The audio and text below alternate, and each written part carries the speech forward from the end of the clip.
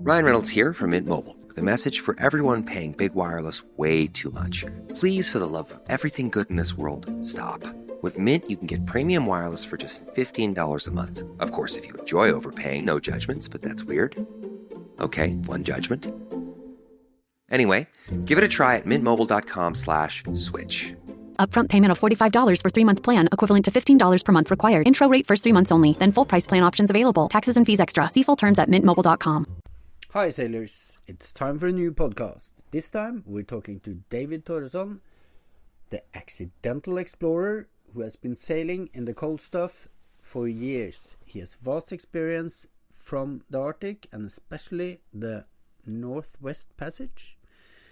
And as a photographer and journalist, he has been telling the story about climate change in the Arctic. And I really like his stories and his approach to the theme.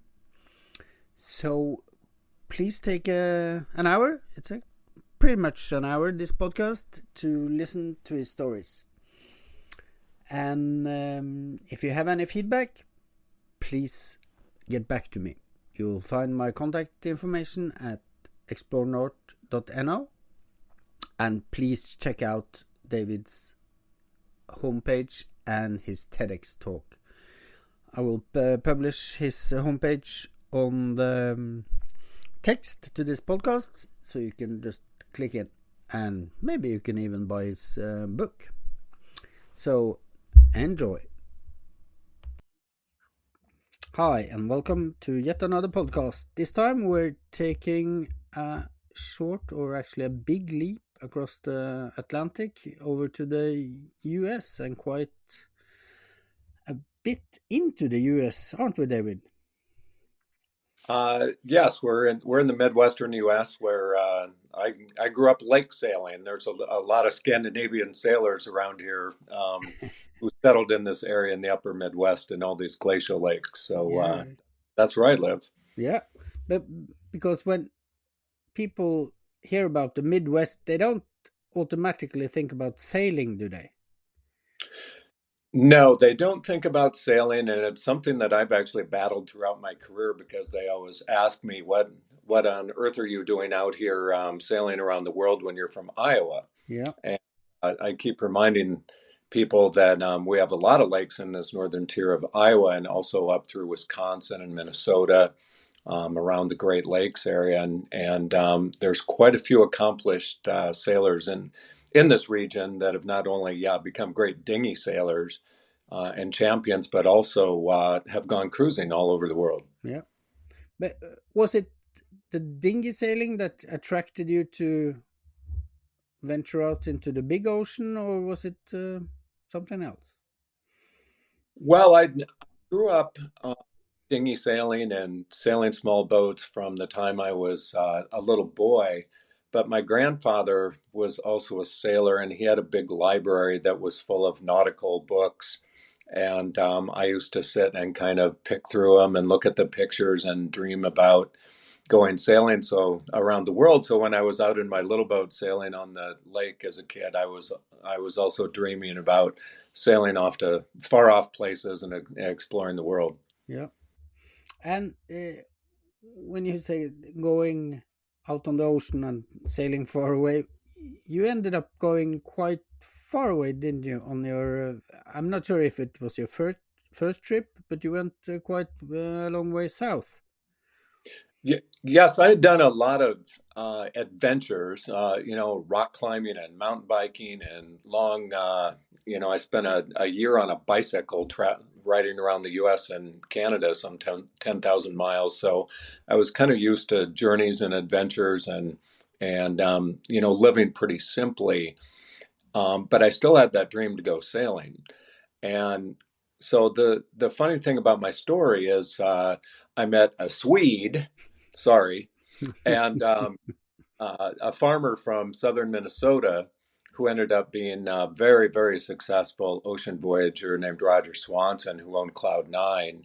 And he invited me to come sailing with him. And so the first sailing adventure I had was a blue water crossing, and it was from Cape Town, South Africa to Ushuaia, Argentina.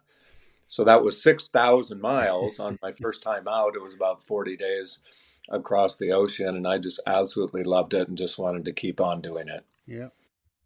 How was the weather like on that trip? Do you remember? Yeah, we had a little bit of everything. Of course, we got in the Southeast Trades off the coast of Africa, and we flew our spinnaker for almost 2 weeks as we sort of arched up, to the north and then to the west, and then back down to the south. It was just fantastic. We had all conditions. We had a few gales, and Yeah. of course, by the time we got down to the um, Strait of Magellan and Beagle Channel and the Horn, it started getting windy and rough and all that stuff you would expect, and anxiety increased. But it was just fun. It was the adventure that I'd been looking for, and it was after that that Roger invited me to stay on and sail down to Antarctica, which is what I really wanted to do. Cool.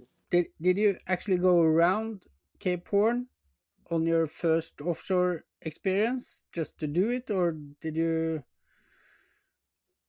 Yes, Yeah. we did sail around Cape, and actually twice. So it was very interesting. Of course, when we were sailing south, I wouldn't say that we sailed around Cape No. Horn, but we were getting pressed, and we sailed farther west than Cape Horn. So, um, and it was really rough, and everybody was getting sick, and I thought I should get sick, but I didn't, and to this day I've never been seasick. So it must be my good Iowa upbringing. Yeah, it has to be. Yeah, can you tell us a little bit about Cloud 9, the boat? Yeah, Cloud Nine was a 57-foot Bowman Ketch, and not really a boat built for the ice, but was built for the Cape Town to Rio race when she was born, and ended up in the Caribbean. And Roger purchased her in the 80s after his wife had passed away, and to go sailing around the world. That was his dream, and he took his kids out of school, and they sailed for 2.5 years circumnavigating, and had all these great adventures. And it was kind of soon after that I really learned about Cloud Nine, and asked to be aboard, and went in for an interview with Roger. I was also doing a lot of sailing journalism, writing stories, photographing, doing different things. So I interviewed Roger Swanson, and then Roger Swanson interviewed me. Roger sailed over 200,000 miles aboard Cloud Nine. I believe he did 3 circumnavigations, but his circumnavigations were very strange because they usually involved Antarctica or the Northwest Passage, or some kind of strange Yeah. sort of circumnavigation that wasn't necessarily being done, because he liked the out of the way places, remote Yeah. places of the world. And that's what I liked about Roger, was that he was daring and adventurous, and I liked going to the cold places. So Cloud Nine ended up in a lot of cold places in the world. Cool. How was your first experience with the cold stuff down in Antarctica? It was treacherous. It was really tough, because Roger had gone south before, and they couldn't get across the Antarctic Circle, which was kind of one of his dreams to do, because of tremendous ice down there at the time. So we really wanted to do it again. So the first thing we did before we made landfall was to sail south, essentially until we ran into the ice and couldn't go any further, and hopefully we'd be across the Antarctic Circle. And so that's the first thing we did, was we just kept poking and poking, and finally got all the way down across the Antarctic Circle, and came about pretty quickly after a short celebration. But the big thing was, almost as soon as we started heading back north, we had a tremendous number of low pressure systems that developed, and we got into a terrible storm that lasted for 3 full days. and we had winds of 60 to 70 knots with 35-foot seas, and we were trapped in all of these icebergs that were calving ice off everywhere. And it was easily the most dangerous period of time sailing that I've ever had. And we were trapped. We couldn't get out. We couldn't get into shore. We couldn't retreat. We couldn't go north. We couldn't go south. So we just hove to, and we'd kind of break in and out of heaving to reposition amongst the icebergs. And during that time, we had a lot of damage to the vessel and lost a lot of our instruments and power. The warmest we could get the boat was just above freezing. And by the time we finally got into landfall in Palmer Station, we were literally sailing with compass and telltales. Jesus. How was the mood aboard amongst you sailors? The mood, yeah. The mood aboard Cloud9 was bad. Yeah. There was there was some dissension going on amongst the crew. We had one crew member that had been tossed inside the boat from one side to the other, and she hit her head and had a head contusion, and her eye was closed. We had a lot of sores, like saltwater sores, and like some facial boils and things that were developing from exposure. The wind was blowing constantly from about, I don't know, 50 to 70 knots. And so if you didn't have goggles on, for instance, when you went up above on watch, it was like being in a sandblaster because it was sleeting all the time, and the ice and sleet was kind of trying to tear your face off. And so it was quite an experience with rogue waves and big seas and lots of ice. A lot of experimentation with storm sails and using our catch rig with different kind of heaving to options, which was really beneficial in us to the long term. And for the next couple of decades, as I sailed with Roger, we would use a lot of these survival techniques that we learned in Antarctica for other circumstances that developed when we were up in the north. And this was in 1992. And if you compare Antarctica to these days after COVID, you have to say it wasn't many boats down there at that time, I would guess. There were not many boats going to Antarctica at the time. I think during that summer in the south in Antarctica, there were 4 boats. There were 2 French boats, and then there was Skip Novak on Pelagic. Yeah. And he had developed his first boat, which he was using at the time to take people on film crews to kind of starting that business that he's continuing to this day down there. But it was really the French, some of the early kind of French explorer sailors at the time who were poking around down there in Antarctica. I will say, too, that sailing back from Antarctica after we kind of regrouped along the Antarctic Peninsula, we again got into one of our worst storms ever and had over 90 knots of wind in the Drake Passage, about 150 miles off Cape Horn. And there was a New Zealand vessel that was dismasted out there at the same time. So it just was, in a 6 to 7 week time span, we had more rough weather and kind of terrible sailing conditions than almost a cumulative time in my whole career. How was the state of the crew when you got back to Ushuaia then? I think 2 of the crew members left within about 5 minutes of us hitting. Yeah. But you the morale was low on board. Yeah. It took a toll, but I didn't have anything else to do for a while. I wanted to keep sailing, so we sailed shorthanded on Cloud9 up to Uruguay, and it was interesting because we had a couple new crew members that joined us, and so we were sailing back up north along the coast of Argentina, and we had a little bit of wind, about 50 knots, that we got into, and Roger and I decided that we were going to turn the boat back into the wind and experiment a little bit more with some heaving to sort of techniques. And these crew members thought we had gone nuts down in Antarctica. Like, what has happened to people? Nice, nice. And when did you step off cloud nine from that expedition?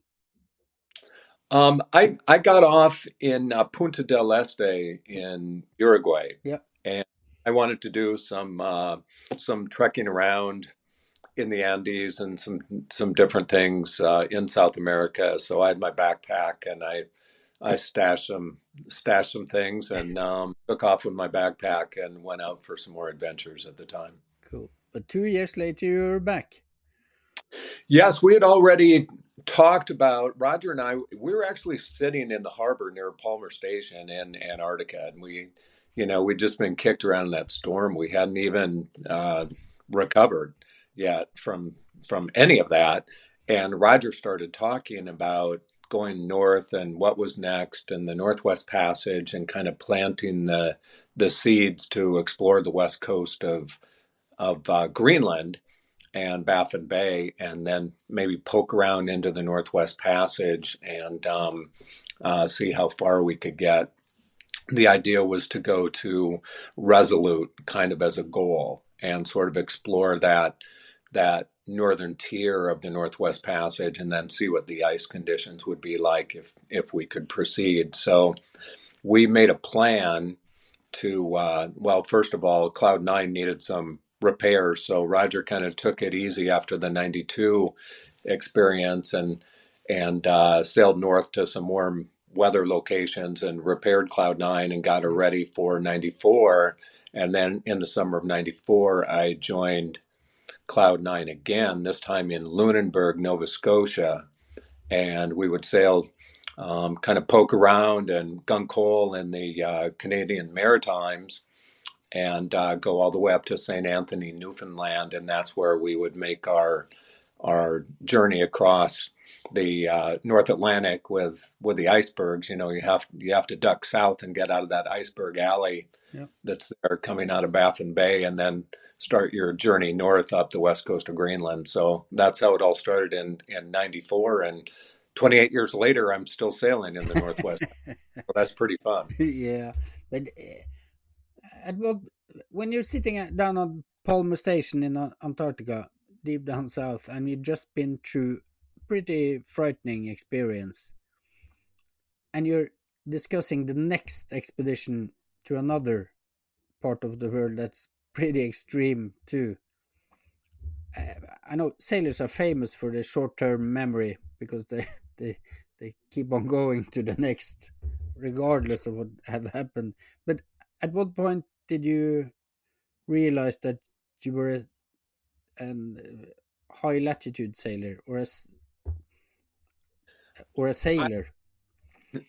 I think I decided this on the Atlantic crossing, really, that first of all, it's in my genes that first of all, I am a sailor. I feel extremely comfortable out on the ocean, and I'm geared for the cold anyway. I've done a lot of cold weather things in my life. I climb mountains, I trek, I ski, I cross country ski. I do a lot of Nordic adventures in the wintertime and ski mountaineering. And I love the cold. I love not necessarily the cold, but I love the experiences that you can have in the cold, how you feel out in nature and the things that appear to you in nature when you're in the cold. So it's that combination of adventure, but the hard work that it takes in the cold to kind of get to and achieve your goal that brings about that kind of wonderful experience that keeps you driving for more experiences. And also as a photographer, I knew that if I could push my physical extent hard enough that I could get into some of these extreme places on the planet to get some unique images that would help me in my career and also bring me closer into the the sailing journalism kind of realm, which I really wanted to be a part of. Yeah, yeah. And the pictures from the Arctic or the Antarctic, they do become often spectacular, don't they? The Antarctic and the Arctic present themselves in the most dramatic Yeah, kind of landscapes that I've ever experienced in my life. And they're places that I think the general public just doesn't really have a good handle on. You know, they're so remote, they're so extreme.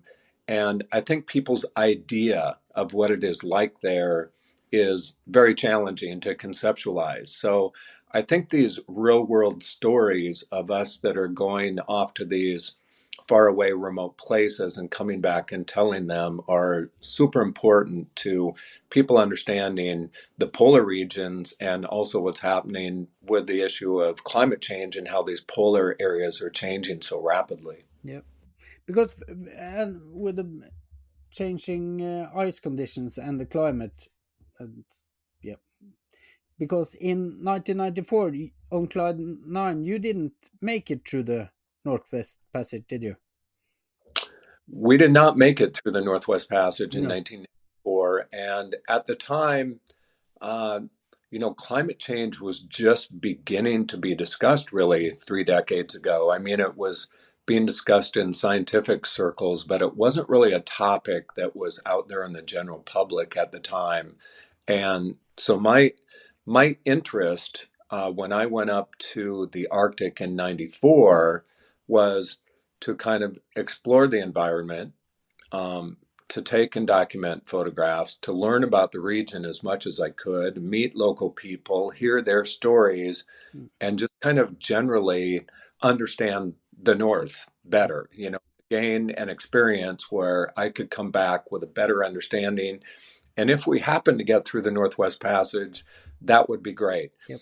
But as I found out in 1994, we still had over 7 million square kilometers of polar ice cap up there in the far north.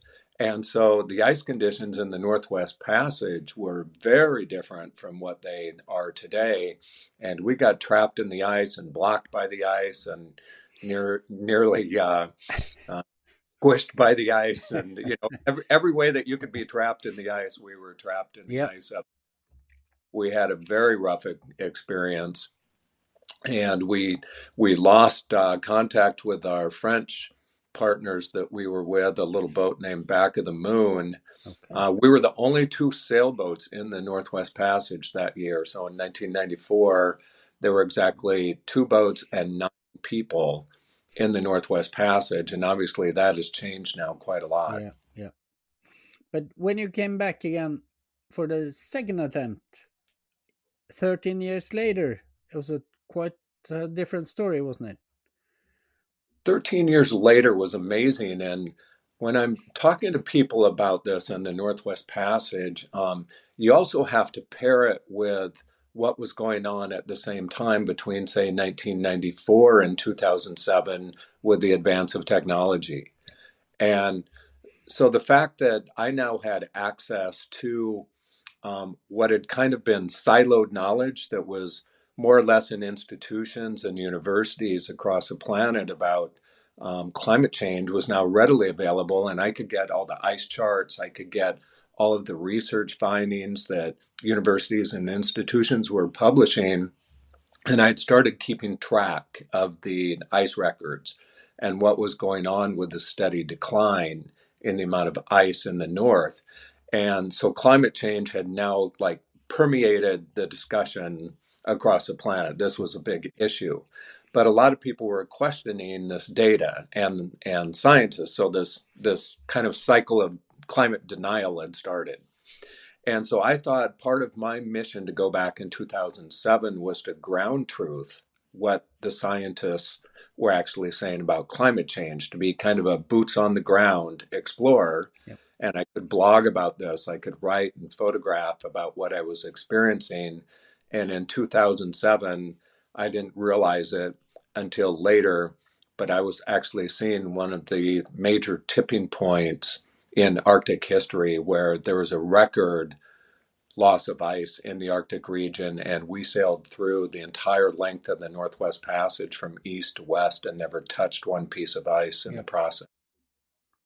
Must have been a strange experience. It was This experience in 2007 was the most profound experience I've ever had in life, and it just drove the point home to me that climate change was real. Yeah. It's quickly.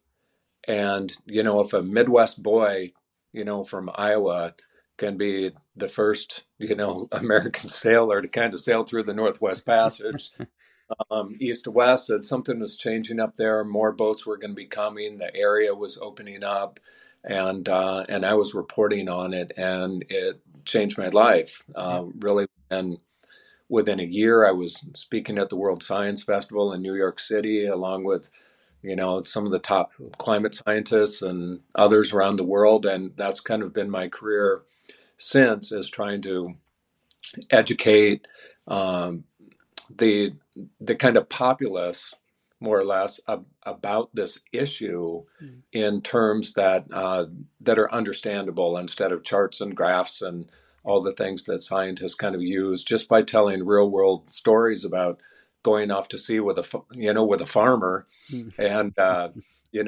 discovering climate change at the end of the world, something that I really didn't set out to do, but all of my exploring and pushing to the extremes of the planet led me to the issue that really changed my life. Yeah, because you've been called, or you call yourself, I'm not sure, the accidental explorer.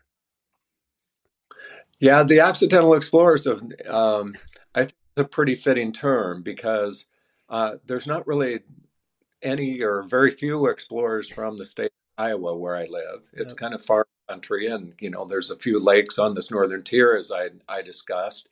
We have world-class sailing here in this area, but very few people know about it. And so it was kind of an accident that I ran into a farmer from Minnesota, and he happened to have this boat named Cloud9, and I ended up sailing all over the world with him on numerous sailing expeditions. So the polar expeditions are, just a few of them, but I had 10 different times on Cloud9 sailing all over the world with him. Some amazing journeys, small boat journeys.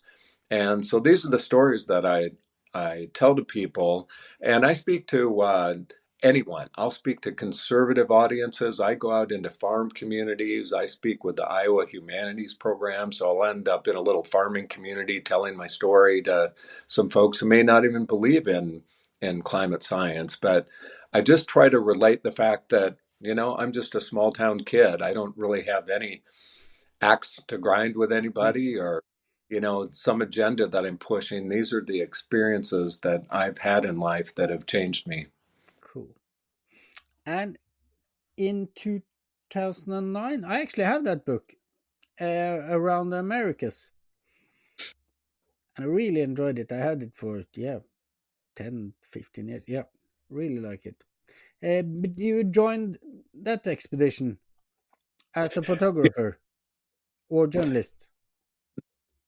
Yes, kind of. I joined Ocean Watch and the Around the Americas expedition in 2009. So it was 2 years after we had gone through the Northwest Passage, and I hadn't even well, I guess I had just finished the Northwest Passage. I was sitting on a picnic table, doing my laundry, sitting in the sun, Kodiak, Alaska, and my cell phone rang, and it was Mark Schrader, who was the captain of Ocean Watch. And he said, "David, I have been following your amazing journey through the Northwest Passage, and I just got to say, it's like one of the most amazing things I've ever heard of. And how would you like to do it again?" And I'm like, "Oh my God, do it again." The last thing I could think of right at that moment was doing it again. But as you were saying, John, we sailors have short memories. Yeah. Within a few minutes, I said, "Yeah, sure, I'd love to be part of the expedition. Give me a little bit of time to regroup, and I'll be right on it." So yes, I was asked to be the photographer and videographer aboard, Yep. And also none of the crew had ever sailed in any ice before. And so I was also the ice expert, because it's a whole different deal. Mark Schrader's a solo Yep. circumnavigator. That's what he did. And his idea is to go from A to B as fast as you can. And so when we did this whole first around the Americas planning, and he put like the port stops and the dates when we were going to be certain places through the Arctic, and I just went, no, no, No, no, no. no, this is not going to work No. at all. And he said, why not? And I said, you all will understand once we get up north. So the nice thing was we had a great crew. We had really good funding for the voyage. We had a great boat. It was a Roberts 64 steel vessel, Yep. which had been refitted with lots of great scientific equipment from the University of Washington and the Applied Physics Lab there. We also had a whole scientific curriculum that was developed by the Seattle's. Well, you may have to edit this one. I just. No, no, no, no, no. Go on. So I'll just pick it back up. Um, the Pacific Science Center in Seattle helped us with our curriculum. So we had a whole K through 8. So younger kids, we were kind of gearing our science toward. And so the kids could follow us on this whole voyage. And then we had a package of things that they could be doing in their classrooms at the same time. We would be doing them. And we had different educators that would meet us ahead in ports. So they'd have classrooms set up, whether it was with school kids or at universities. And so we had 50 different port stops and 28,000 miles of sailing around the Americas for about 400 days. And during that time, we spoke to thousands of school children around the Americas. It was just one of the most amazing experiences that I've ever had. And I also want to say that during that whole time in all these 13 different countries I believe we were in, I never had one bad experience with a human being.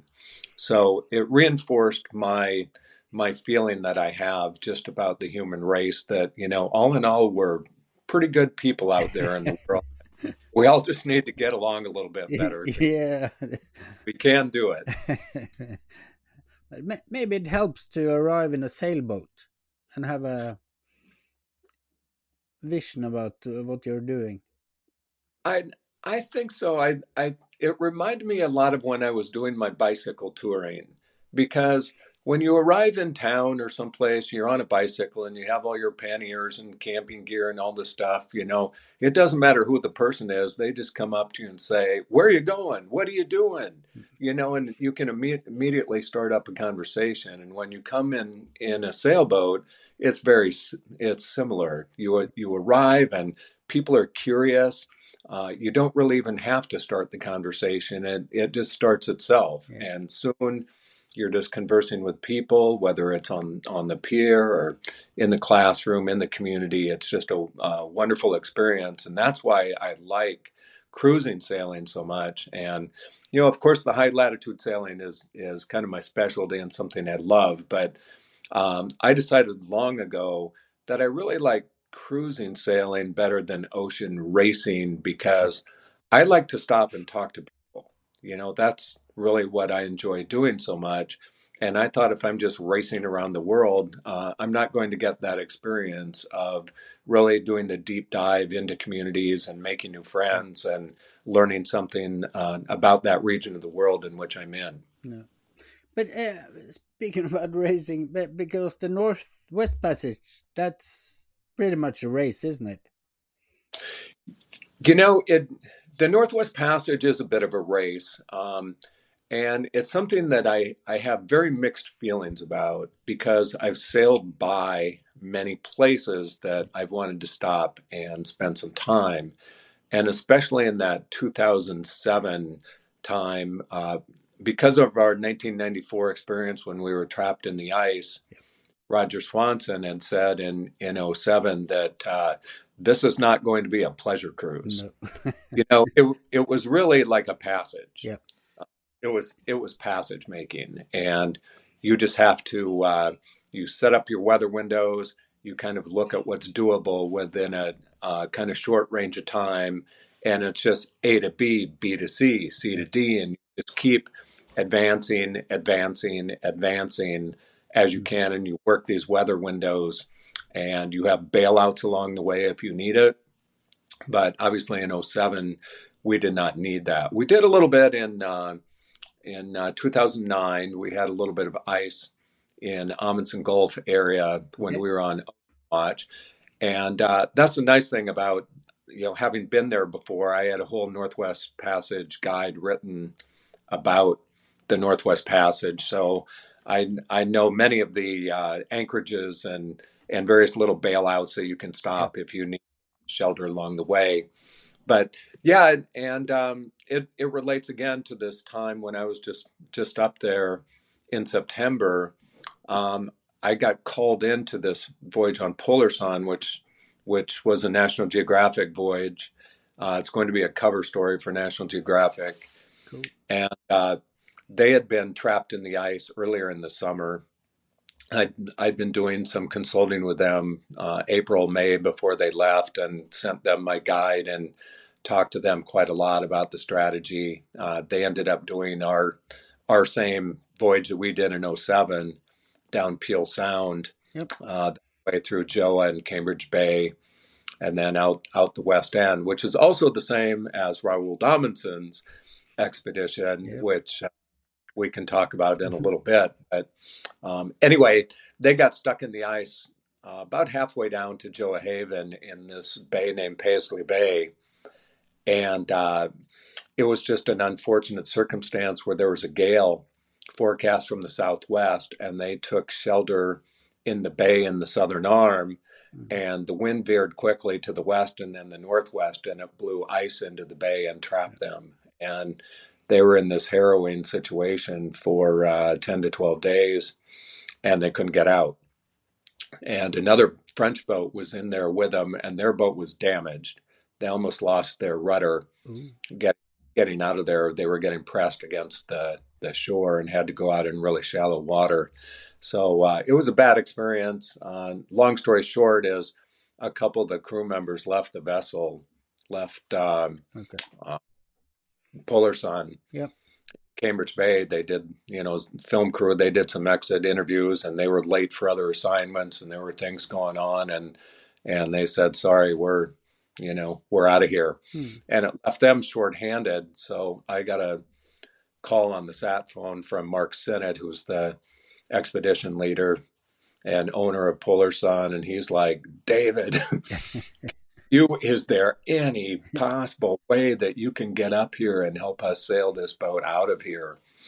And so it took me a few conversations with my wife, and I wasn't really planning on packing up a bag in a day and leaving for Tuktoy Uktuk, but that's what ended up happening. I met another, kind of sailor, but he was mostly a climbing friend of Mark Sinnott, since that's what he's a specialist in. But he came in from Anchorage, and we met up in Vancouver and journeyed to the vessel in Tuk, and got there 4 hours before the boat arrived, and threw our gear on the boat and left the next day, and off we went. So it's just been one experience, to another in the Arctic. But I have to tell you, I went to Polar Sun this time essentially as a sailor, not as a photographer. I went there with a strategy. I had already consulted with some of my polar scientist friends who had run some models for me on the Beaufort Sea about all the ice conditions, and they said that it looked like the ice conditions were going to remain ice-free for the entire month of September, and so that we wouldn't really have any problems with the ice. And then the next thing was to really look at the wind conditions, and it looked like a big high pressure was setting up north of that area again, And that meant, with the clockwise rotation, that we were going to be getting easterlies. And so an easterly was setting up for like a downwind run over to um, Point Barrow and Utqiagvik. Yeah. Strange. But how was just getting back to your '09 expedition? '09, yeah. How was the ice conditions then? And you said you were trapped a few times, but Yeah, we'd only had about 60 miles of ice, okay. 60 nautical miles, and it was in Amundsen Gulf, and that's fairly common. On either end of the Northwest Passage, you're going to arrive a little bit early, Yep. and it was hard to keep these sailors, who had never been in the before. They were just chomping at the bit. Yeah. They wanted to do was go. And so we ended up leaving about August 1st from Barrow. Mm-hmm. We stopped on some barrier islands there to visit a scientist named George DeVokie, and that gave us a couple more days to let the ice clear out before we proceeded east. And so we kept getting ice reports, and it looked like Amundsen Gulf was still pretty plugged. And so, again, we took a couple bailouts and anchorages along the way to wait it out. And by the time we got into Amundsen Gulf, we had some adventure in the ice. And this is what I love, because I got up on the mast. We didn't have drones at the time, which are now very helpful. Yep. Now I would just launch my drone and take a look at the ice conditions. But I got up on the mast with binoculars, and we had some hand signals we would use down to the deck and back to the steering station as we kind of wove our way through all that ice, and we eventually freed ourselves through there. And that was a great adventure. That was really kind of fun to do that. That was the only ice that we really experienced.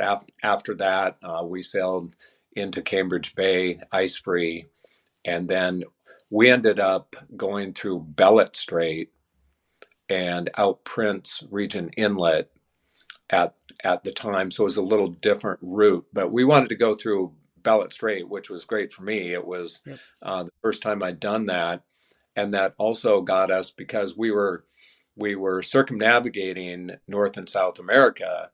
I got to photograph the very tip. It's called Zenith Point. Oh. It's the absolute tip of where the North American continent just peters out into the ocean.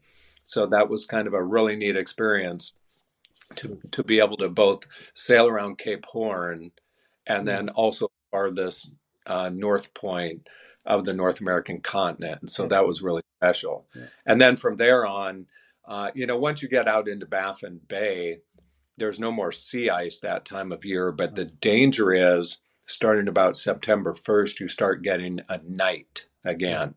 And of course, as you know, high latitude sailors understand this well, that nighttime and ice are not really good conditions. No. And so we had a lot of icebergs that we were negotiating. And as the night got further and further along, that was kind of the danger as we got along the Labrador coast there. Yeah.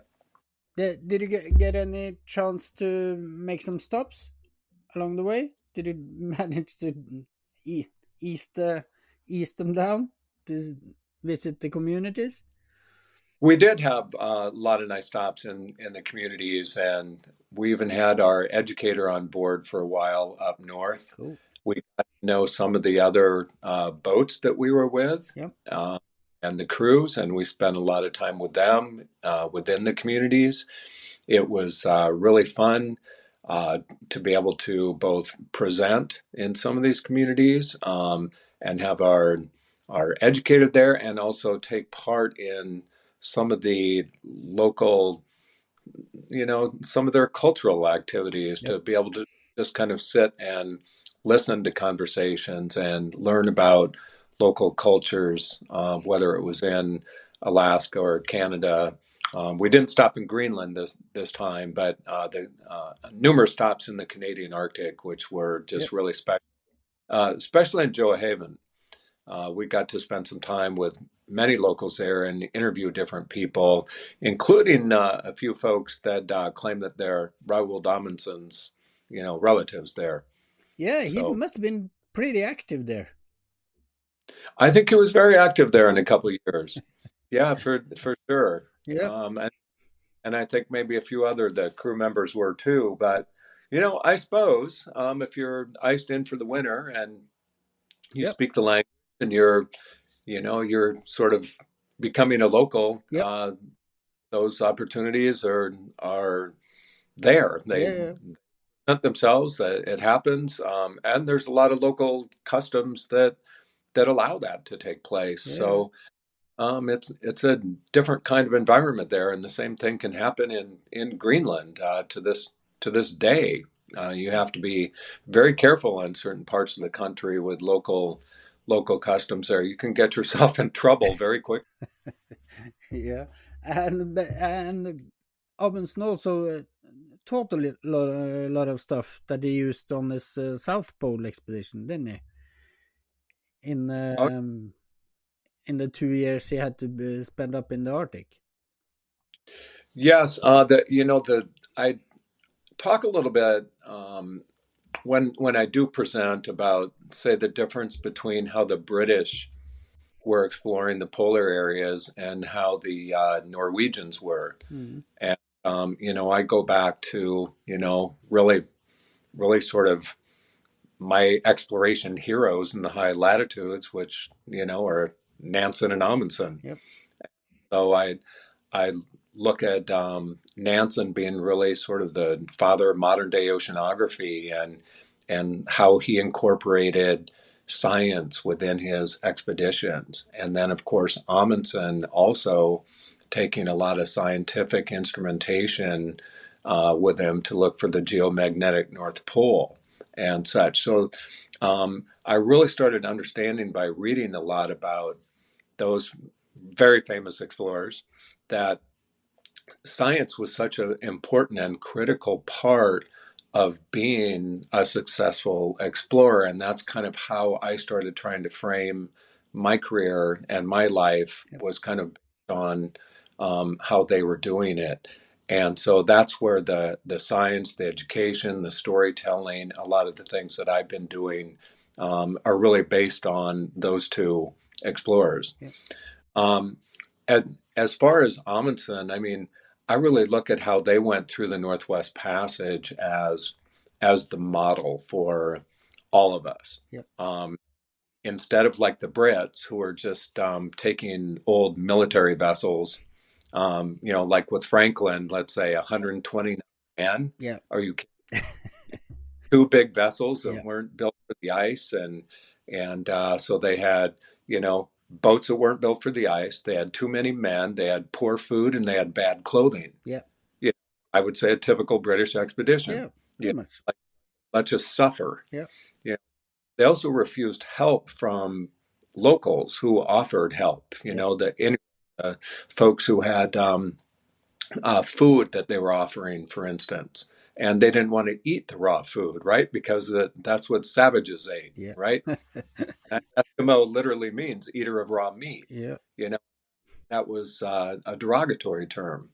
So Amundsen just went the other way. And of course, Amundsen had learned not just from local people in the Arctic, but also the fishermen in Norway and Yeah. Scandinavia, far north, and how to use animals for your clothing and how to prepare and eat raw food and how to supply a vessel, how to build a vessel, so that if the ice was enclosing around you, the vessel would move up instead Yeah.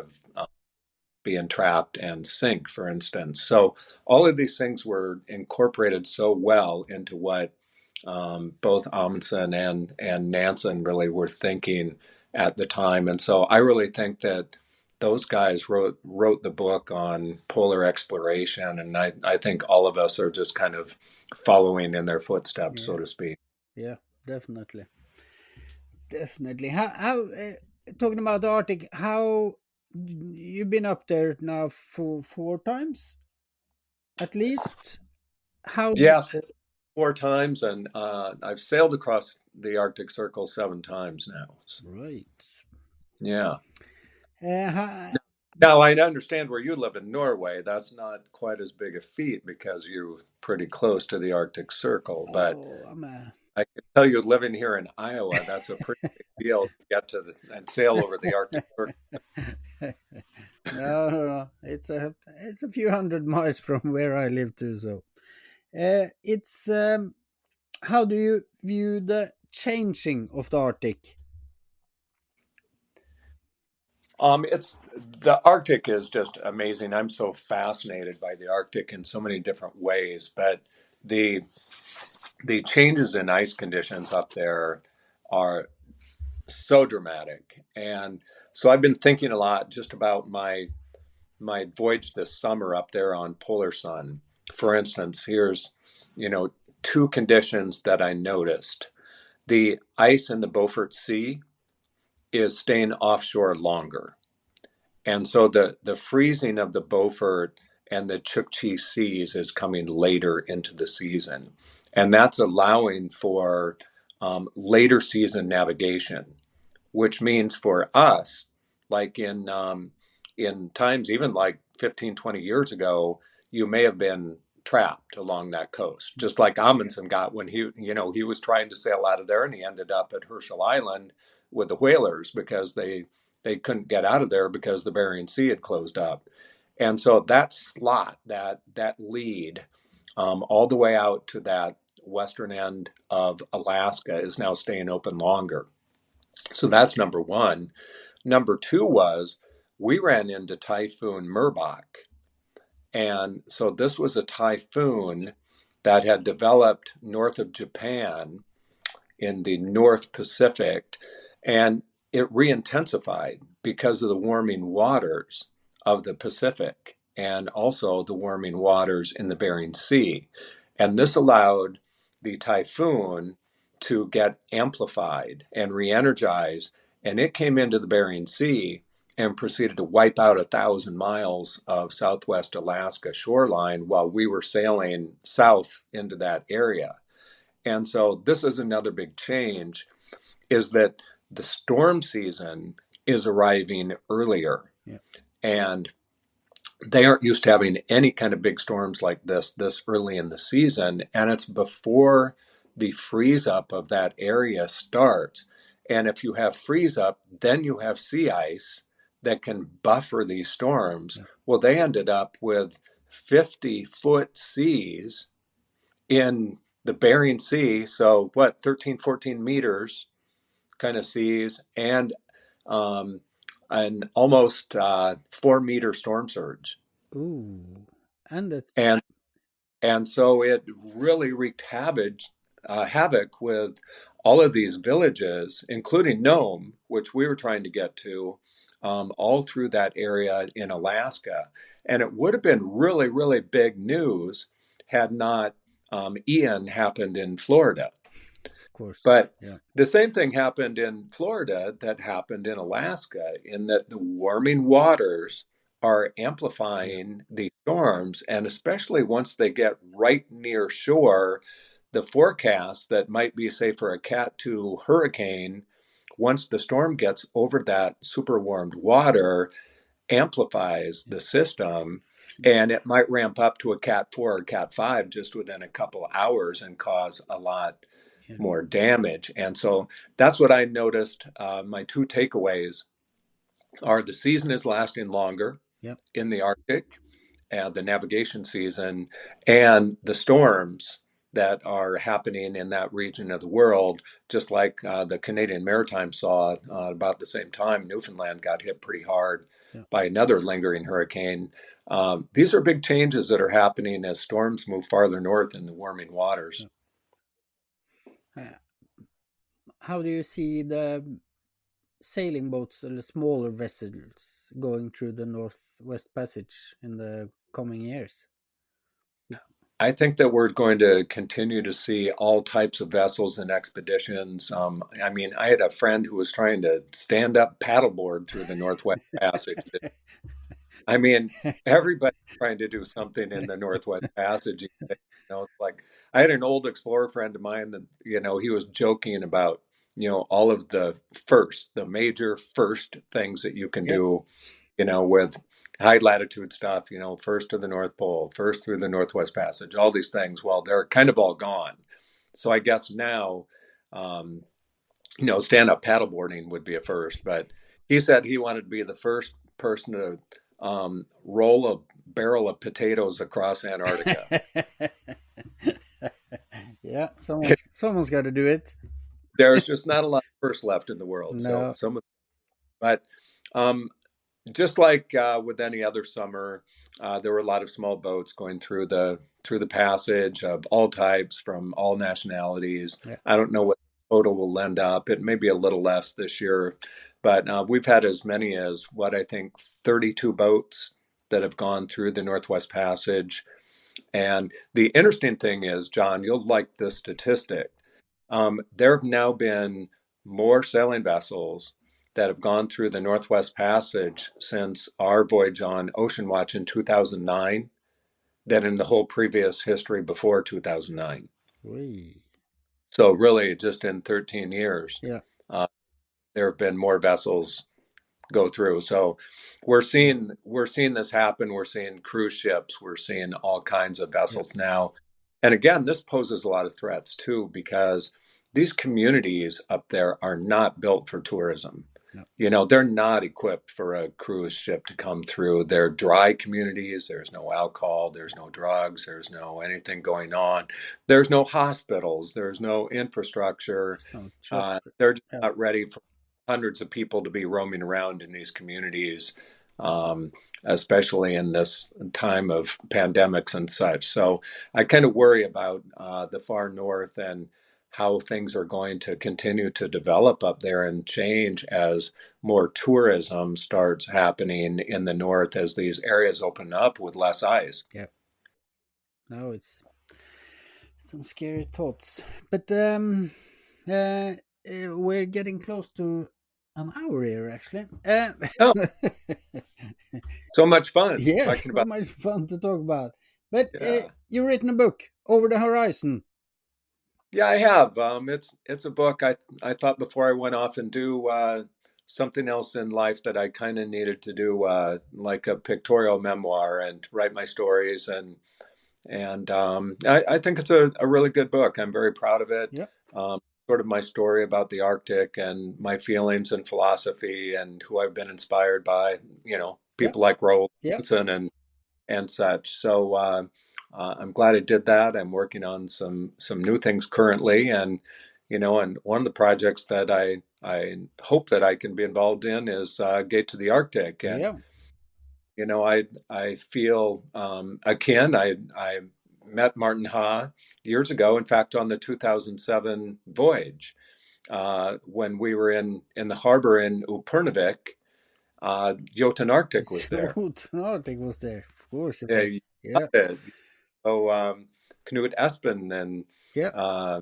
the polar scientist there was there from the Nansen Institute, and we had great discussions about climate change and exploring the Arctic, and shared a lot of information, and just had a wonderful time. And then I ended up running into Martin, of all things, in New York City at the Explorers Club, and over a bottle of whiskey. Yeah. So we rekindled our friendship and talked a lot about the Arctic and high latitude sailing, and hoped that we could get involved in a project together. Yeah. So I hope that this is something that develops, and we can work on some projects together, because once again, sailing through the Bering Strait, this is the other gate to the Arctic. Yeah. And this is something that I've been thinking about and writing about a lot. It's even a narrower gate into the Arctic, Definitely. and it's not very wide. It's on the other side is a very dangerous part of the world right now, Russia. Yeah. There's a lot of new ocean pollution that's going on there. There's a lot of plastics, as you can see on places like St. Lawrence Island, for instance. And so the same issues are happening on the other side of the Arctic there as plastics are coming in. The warming ocean is changing the dynamics of ice and storms and making communities vulnerable, food insecurity issues. Yeah. And so I think this is another area that needs to be highlighted as far as this gate, this opening that is so important to the health of the Arctic region. We should definitely talk more about that. And what you did on Ocean Watch, the Round America's trip, that's what we're aspiring to do in Gate to the Arctic, by taking kids out or showing kids how things are changing. Yeah, I that obviously this next generation or two are really the most important generation we have now on the planet, because we don't have a lot of time to make changes to how we're behaving on this great planet that we're lucky to be on. And climate change is happening so quickly that if we don't make this transition to clean energy and also find ways in this whole supply chain to do something about plastics, that we're going to be in a lot of trouble in the future, and we're going to be leaving a planet that's not very habitable for these next generations. So I'm trying to do everything I can too to empower young people to be inspired, to go out and be the next explorer. That was our whole point of doing Ocean Watch, was to inspire kids to maybe be the next educator or explorer that can change the world in a positive way. And so if I can leave any kind of legacy behind, that is what I would like to leave, is that I hope that in some way I can kind of touch some children to inspire them in ways that they can go out and do something great in the world. And so that's what I'm hoping to do, is inspire kids and keep people thinking about young people and the health of this planet and how important this issue of our changing climate is. And it's something that I hope can also help us bring peace to the world, because we should be understanding that this is something that we can't get away from. It doesn't matter if you're in another country. We have to work on this together, and it's the only way that we're going to survive. So I'm hoping this is the issue that helps us bring some peace back to humanity. Perfect. I think that is the perfect ending for this podcast session, but we definitely have to do more of this with you. But thanks for taking the time. And we're going to catch up later on Gate to the Arctic and saving the ocean. Thanks. Thank you very much. Thank you so much. Thanks.